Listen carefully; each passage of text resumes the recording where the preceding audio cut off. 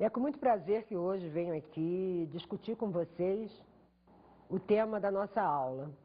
Necessidades educativas especiais, ainda um dilema para o professor? Antes de dar a resposta ou começarmos a tecer nossos comentários sobre esse assunto, eu vou dizer a vocês que meu nome é Sueli Rosa, tenho mais de 30 anos de experiência de magistério público e privado, com larga experiência também a nível de micro e macrosistema, quer a nível de ensino fundamental, médio ou ensino superior. Nesse sentido, tive a oportunidade ao longo da minha carreira profissional de também trabalhar muito com crianças que necessitam de uma inclusão séria, que são hoje denominados necessidades educativas especiais. O que, na verdade, esse termo quer dizer? São as crianças que apresentam múltiplas deficiências, quer física, quer motora, quer de aprendizagem, e isso legalmente está registrado no parecer 17, que vocês, inclusive, já tiveram oportunidade de discuti-lo. Ele é um parecer que normatiza, define quem são os portadores de necessidades educativas especiais. Há ainda uma polêmica que nos chama a atenção para esse uso da palavra educativa. Será mesmo necessário esse termo? Por que não entendermos necessidades educacionais? Temos que ter clareza que a escola é um local onde as crianças, com deficiência ou não, vão buscar o conceito educacional. Educativo acaba tendo aquele apelo de negligência, de suplência, de atendimento à deficiência. Dentro dessa polêmica, a gente tem que determinar que é muito fácil a gente hoje ter essa nomenclatura, porque ela acabou erradicando aquelas que vieram sendo construídas historicamente, que já rotulavam a criança. Subnormal, deficiente, excepcional, superdotado e outros mais. Isso faz com que acabemos com a rotulação, porque englobamos tudo em alunos portadores de necessidades educativas especiais.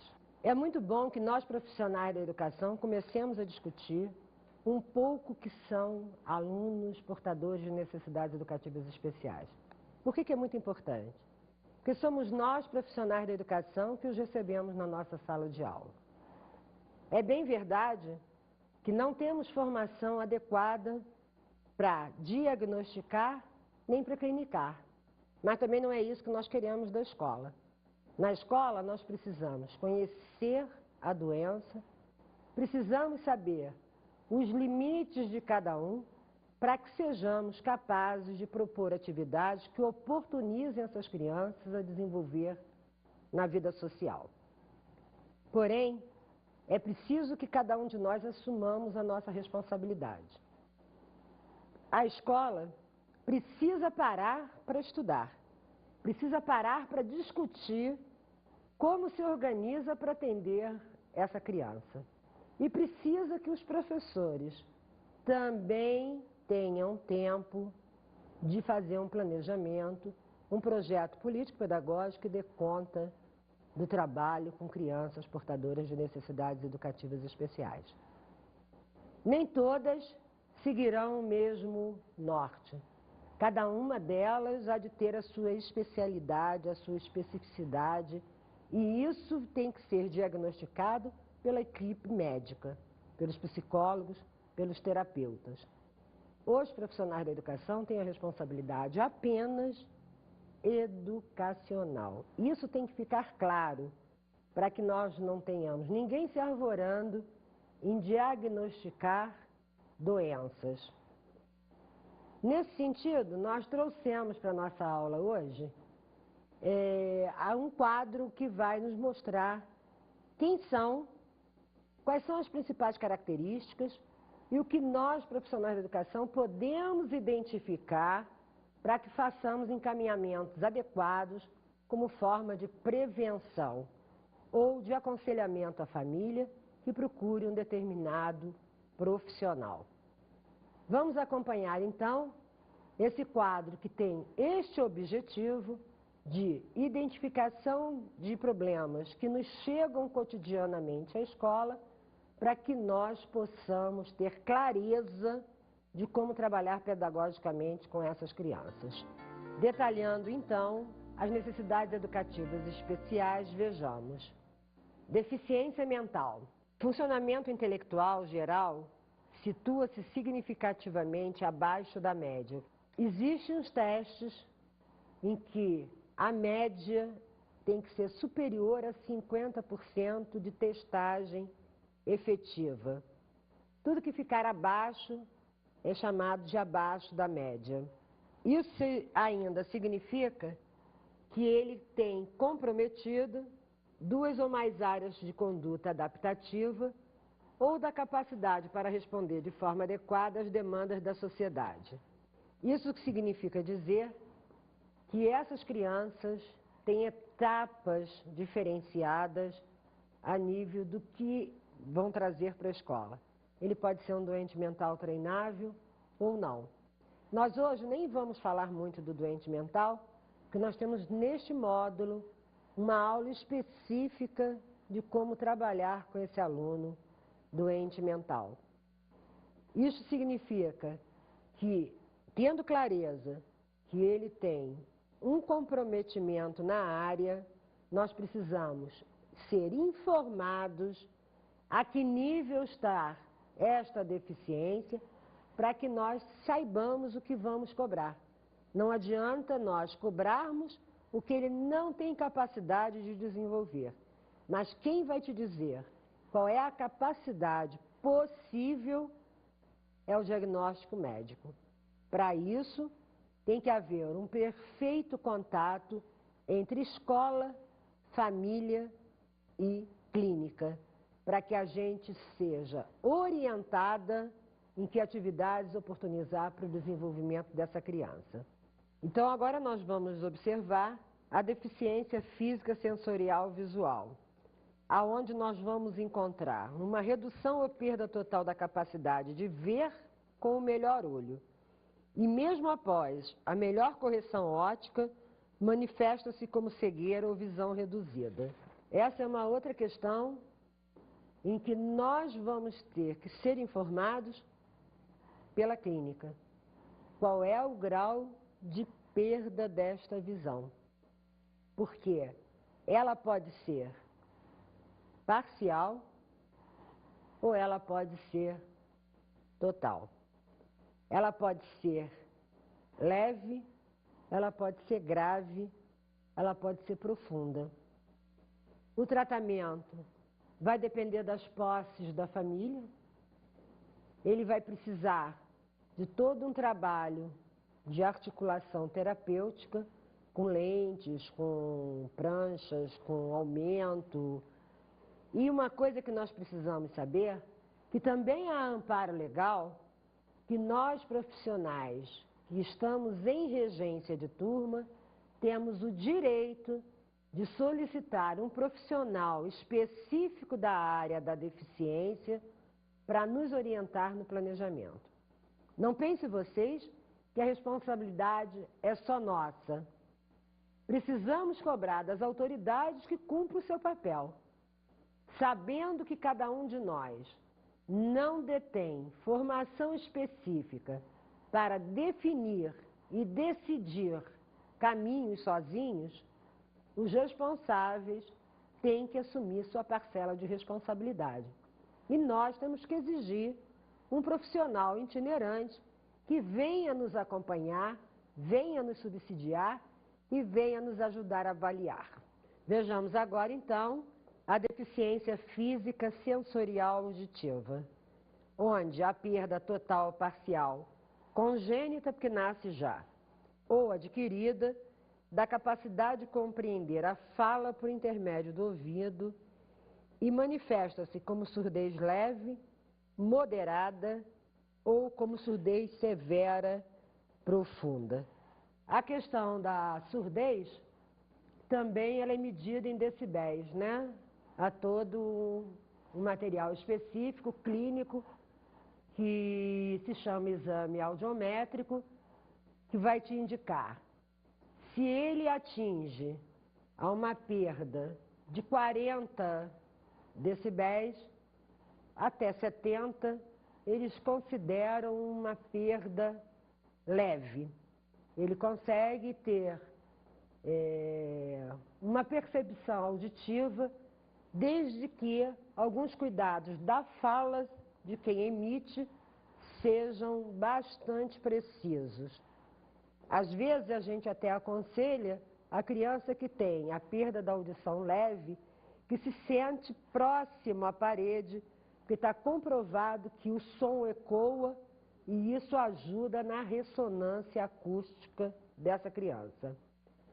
No entanto, se a perda dos decibéis marcarem entre 70 e 90, ela já não é leve, ela já é moderada e ela já necessita de muitos cuidados e muita atenção de quem produz a fala para aquela criança, a fim de que haja nitidez da linguística. Infelizmente, se vai acima dos 70, dos 90 decibéis, é uma perda muito severa em que ele vai precisar de aparelhos, né, de amplificadores, de aparelhos auditivos, e aí quem vai fazer o encaminhamento disso é o clínico que tiver à frente do tratamento dele. É um tratamento que não é barato, é um tratamento que requer possibilidades financeiras e dependerá, em primeira mão, sempre das condições socioeconômicas daquela família. No entanto, podemos ver alguns encaminhamentos através de serviços públicos, mas é sempre a cargo da família a responsabilidade do tratamento e não da escola. A escola apenas percebe, a escola recebe ou a escola encaminha. A deficiência motora, que é bastante o número de crianças que nos chegam com essas dificuldades. Vejamos o que é definível para se entender como criança portadora de necessidade especial na área da deficiência motora.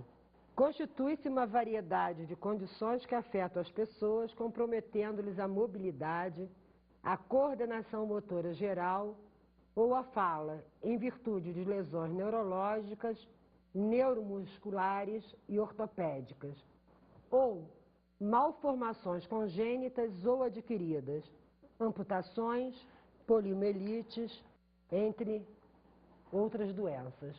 A questão da perda, né, da coordenação motora se dá por várias situações, adquiridas ou já vem por má formação de feto, por doenças maternas, etc.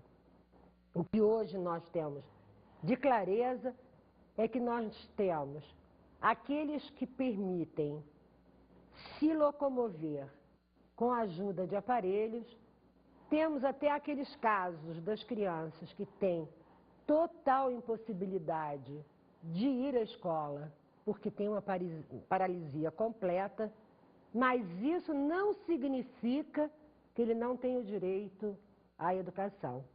Para isso, há a requisição de um professor itinerante que assume a responsabilidade de trabalhar com ele as questões pedagógicas.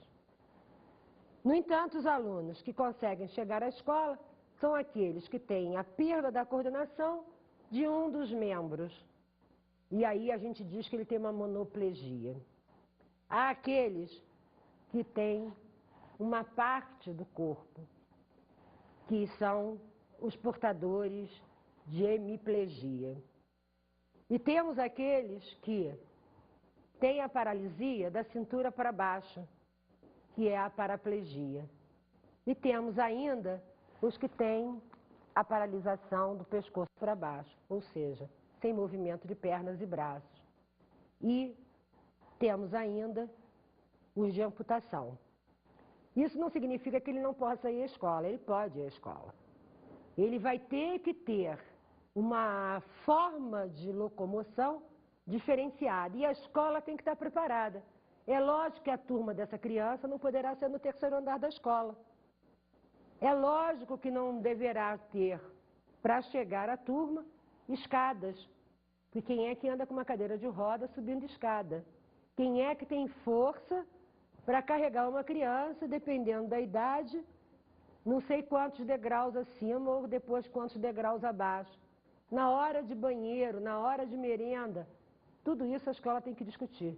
E é nesse aspecto que eu acho que a escola tem perdido tempo. Por quê? Não pode impedir a matrícula da criança e o professor, muitas vezes, não tem como trabalhar com essa criança, porque também não tem nem recursos necessários para este desenvolvimento. A escola precisa parar e pensar.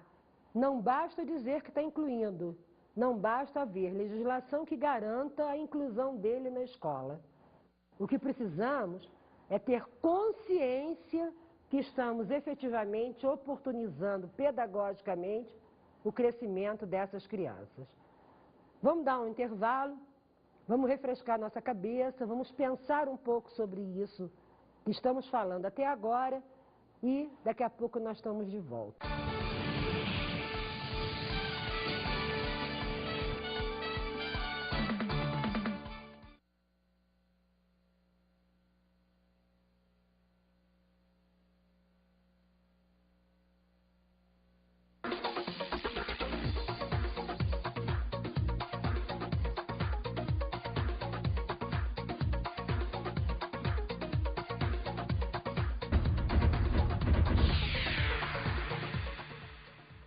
Bom, esperando que todo mundo tenha aproveitado bem esse momento de descanso, de me ouvir, e que tenha já feito as primeiras reflexões, vamos ver um outro caso, que hoje é um mito na educação, que são os portadores de paralisia cerebral. Eu não vou fazer um detalhamento grande desses portadores, porque nós vamos ter o privilégio de ter uma aula específica para eles. Mas eu vou dizer a vocês que a paralisia cerebral, ela é provocada pela modificação do tônus muscular. Isso significa que ele acarreta muitas deficiências, muitas dificuldades, e merece que nós tratemos com atenção a paralisia cerebral em uma aula específica. Então, continuando, nós vamos ver os alunos que apresentam múltiplas deficiências. São associação na mesma pessoa de duas ou mais deficiências, que podem ser a mental, auditiva ou física, com comprometimentos que determinam atrasos no desenvolvimento global e na capacidade de adaptação. Se nós já vimos, né, que a criança que é afetada por uma determinada situação de necessidade especial, imagina a dificuldade que se torna quando ela consegue apresentar mais de uma deficiência. Por isso chamamos de múltipla. Nesses casos, inclusive, dependendo da gravidade, né, do acoplamento dessas doenças, a criança precisará ter o seu currículo adaptado.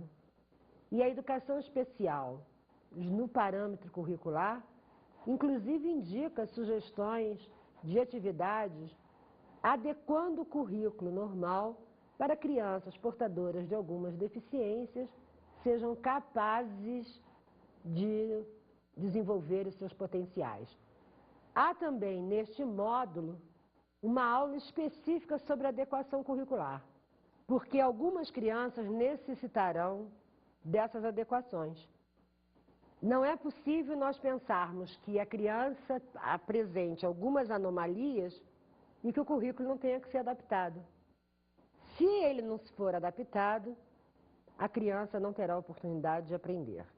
Seguindo adiante, vamos ver agora o quadro de condutas típicas de síndrome, quadros psicológicos, neurológicos e psiquiátricos, informando de antemão que condutas típicas, por serem bastante específicas em termos de recebimento de criança nas escolas, nós vamos trabalhar também uma aula em separado. Mas vamos definir. Essas condutas englobam manifestações típicas de portadores de síndromes, como o autismo e quadros psicológicos, neurológicos ou psiquiátricos, como as psicoses, que acarretam atrasos no desenvolvimento e prejuízos no relacionamento social, em grau que requeira atendimento educacional especializado. Vocês vejam como é complexo um diagnóstico de condutas típicas. Como é difícil para nós profissionais da educação identificarmos as diferenças e as possibilidades de quem tem esta ou aquela síndrome. Para isso, mais uma vez, eu chamo a atenção de todos nós. Não há necessidade de que você se preocupe com o diagnóstico, mas não abra mão da possibilidade de receber ajuda profissional competente para o desenvolvimento do trabalho, para você conseguir elaborar questões que sejam possíveis de ser executados pelo seu alunado. A nossa lembrança eterna é que o nosso compromisso é com o desenvolvimento linguístico, de conhecimento, social da criança que chega à escola. Esse é o compromisso da educação. Disto, nós não podemos abrir mão, mas a diagnose tem que vir do médico que atende a criança. Não é possível as pessoas que atendam crianças portadoras dessas deficiências, onde muitas tomam medicações fortes, não digam para nós como deve ser o melhor tratamento em prol do desenvolvimento daquela criança.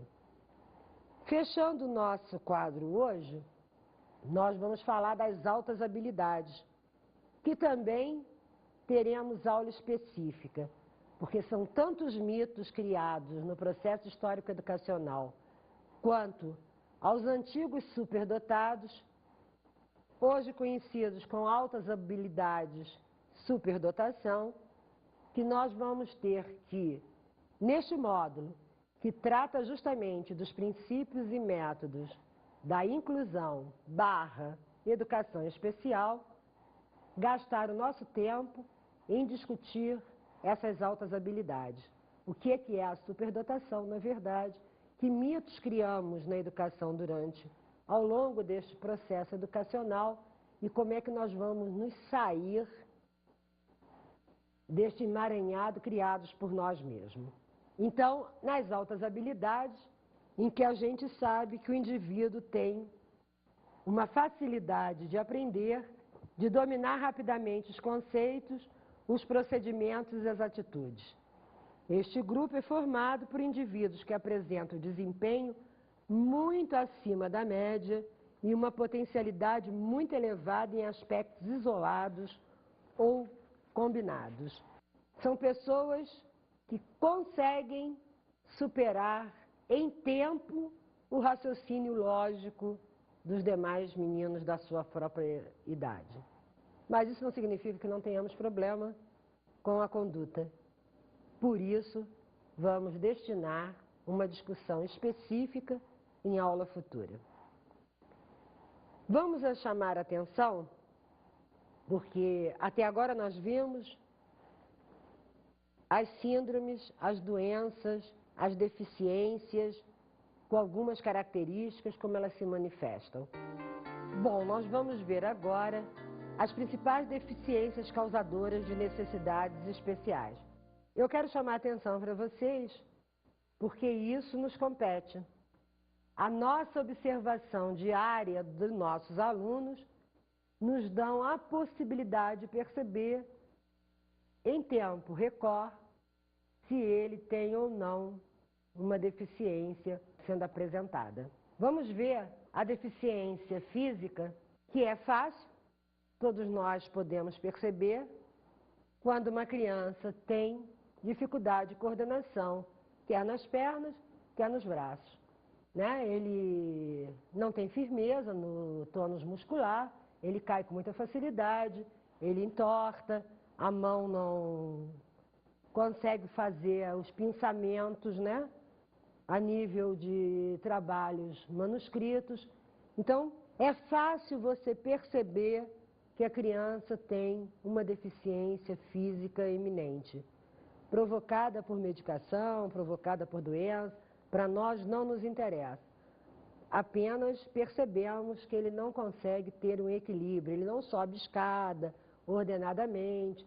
Então, a gente deve fazer imediatamente um comunicado à família que procure um médico competente que possa dar o atendimento clínico para aquela criança. Uma outra observação que é poderosa para nós é quanto ao aspecto, a deficiência visual nos traz vários indicativos do cotidiano escolar que nós podemos identificar imediatamente que ele possui essa deficiência visual. Vejamos quais são. Irritação crônica dos olhos, pálpebras avermelhadas. Criança sistematicamente coça os olhos, deixando-os inchados. Náuseas, visões enevoadas ou duplas após a leitura. A criança acaba de ler e a gente percebe porque ele também esfrega de novo os olhos, porque fica como se tivesse uma sobreimagem das letras lidas. Pestanejamento contínuo, principalmente durante a leitura.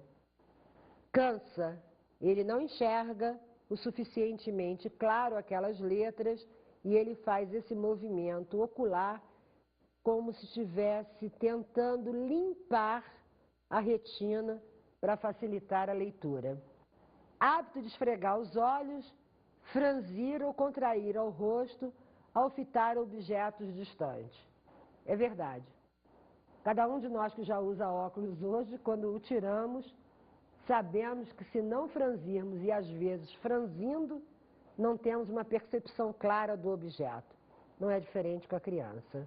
Inquietação, irritabilidade ou nervosismo depois de um trabalho visual mais atento ou prolongado. Ora, se cada um de nós que não enxerga uma determinada coisa, ficarmos muito tempo tentando fazer aquela coisa, o que significa? Irritação. Irritação porque não enxergo, fico cansada e cada vez que fico nervosa, enxergo menos. Ora, colegas, se nós conseguimos observar essas situações, também devemos imediatamente comunicar à família para que proceda um tratamento adequado, um exame de vista bem feito, que às vezes simplesmente o uso do óculos resolva o problema. Às vezes ele vai precisar de um tratamento mais prolongado, mas com certeza o oftalmologista lhe dará logo uma solução em que melhore as suas condições de vistas e ele não apresente tanta irritabilidade ou que ele consiga cessar, né, aquele grau de dificuldade que ele nos apresenta.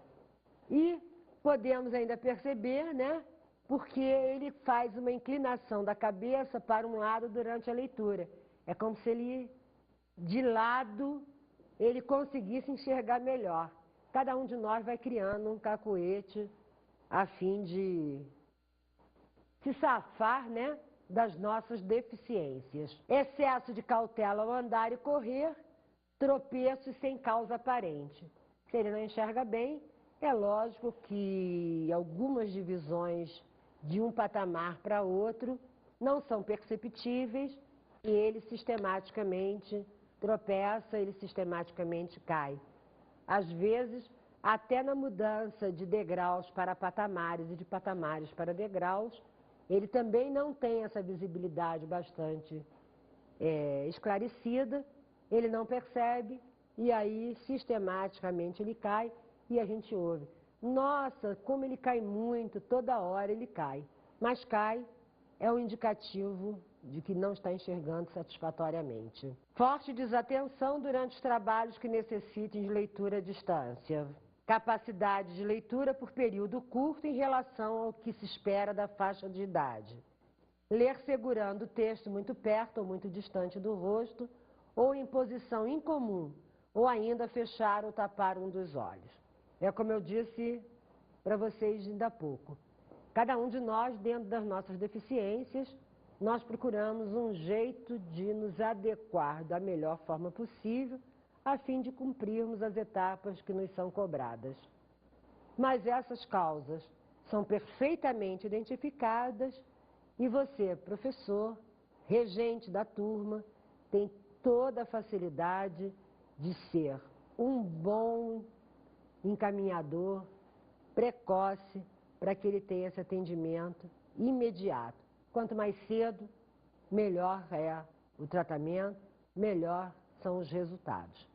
Vamos adiante e vamos ver que também para os deficientes auditivos há observações possíveis e cotidianas de uma sala de aula. Vamos ver. A criança demora a falar e as primeiras palavras aparecem tarde, por volta de 3 a 4 anos. Não atendimento ao ser chamado em voz normal. Você lembra que há crianças que a gente diz assim, ele só me escuta se eu gritar. Então, esse é um sintoma que você precisa estar atenta. A apresentação de excesso de comunicação gestual, hábito de virar a cabeça para ouvir melhor, a apresentação de tom de voz extremamente alto ou baixo, quer dizer, os dois extremos do tom da voz que a criança te responde. Se ele grita muito ou se ele fala muito baixinho, também são indicativos de que ele não tem uma audição satisfatória. E, pelo que eu falei anteriormente, ele a se virar de lado significa que ele deve ter uma melhor audição de um dos ouvidos. E ele, logicamente, tenta buscar a forma melhor para ouvir o que está sendo dito a ele. Direção constante do olhar para os lábios de quem fala e não para os olhos. Troca ou omissão de fonemas na fala e na escrita. Aliás, essa troca é contundente, não dá para a gente não parar para perceber, porque ele troca sempre as homorgânicas, PB, TD, FV, é uma dificuldade. Ele não consegue ter uma operação auditiva capaz de fazer a distinção. E para isso, encaminhamento urgente, rápido, com certeza a superação é mais rápida. Quanto mais distante, quanto mais idade o aluno começa a ter, mais dificuldade depois também é o tratamento.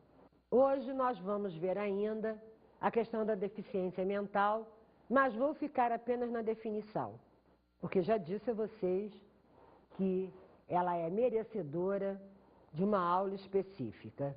O funcionamento do intelectual gera significativamente abaixo da média, oriundo do período de desenvolvimento. Porque eu já disse a vocês que toda criança afetada mentalmente por algum problema, ele tem possibilidades de serem enquadrados apenas para convívio social e atividades de rotina para o seu dia a dia, como ele pode responder a questões mais complexas da linguística, do ler e do escrever, dependendo do grau que ele tenha de deficiência mental. Finalizando a nossa aula de hoje, eu quero deixar claro um aspecto que é fundamental, o que eu acho que repeti inúmeras vezes no decorrer da aula. Nós, profissionais da educação, temos a responsabilidade educacional. E isso tem que ficar claro, isso nós temos que ter em mente e não nos esquecermos de nossa responsabilidade. Todas as vezes que tivermos dificuldade em atender uma criança que apresente necessidade educativa especial, precisamos procurar a quem tem a responsabilidade da diagnose, que não é nossa, mas também sabemos que de posse dessa diagnose, temos ainda a possibilidade de solicitar profissional competente que nos auxilie na elaboração de um currículo adequado àquela deficiência, que nos auxilie a determinar qual é o melhor planejamento, qual é a melhor atividade que proporcione à criança o seu desenvolvimento global. Para isso, existe a escola. Esta é a nossa responsabilidade. Finalizando, vou dar a vocês algumas dicas de estudos.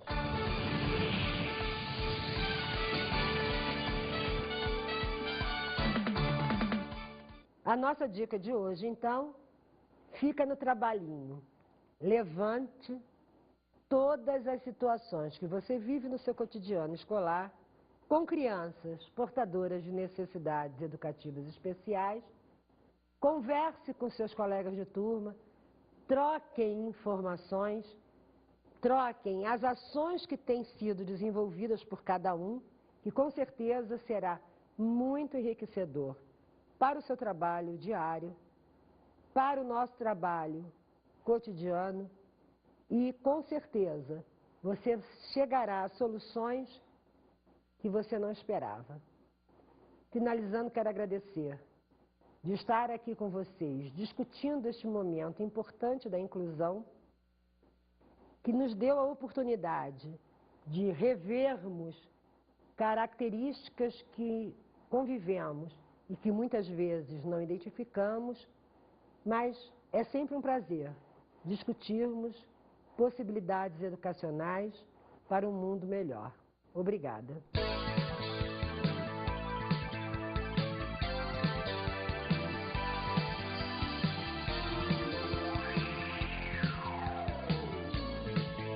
Na aula de hoje, revisamos o que são as necessidades educativas especiais. São portadores de alguma deficiência em uma das áreas sensoriais motoras que necessitam de atendimento especial. Observamos um detalhamento destas necessidades. Elas são detalhadas porque precisamos, de posse deste conhecimento, organizar o nosso planejamento curricular. Sem eles, não há oportunidades reais para quem tem a dificuldade. E vimos as especificidades das principais deficiências causadoras das necessidades especiais. Elas são muito importantes, porque nos ajudam a identificar e nos ajudam a informar a família a necessidade urgente de procurar o clínico específico. Quanto mais cedo, já disse, mais rápido é o tratamento. Até a próxima aula!